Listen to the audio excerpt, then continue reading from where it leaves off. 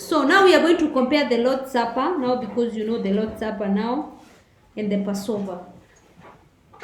The Passover, if you're told to compare the two, comparison means difference. So the difference between, because that question comes often in the K.C.S.E, the difference between the Passover and the Lord's Supper. The Passover is the act of redemption or deliverance. The Israelites were being delivered from what? Slavery in Egypt.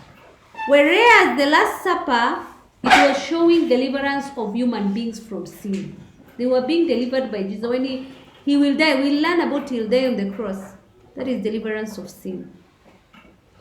Also, the Passover reminded Israelites they were free.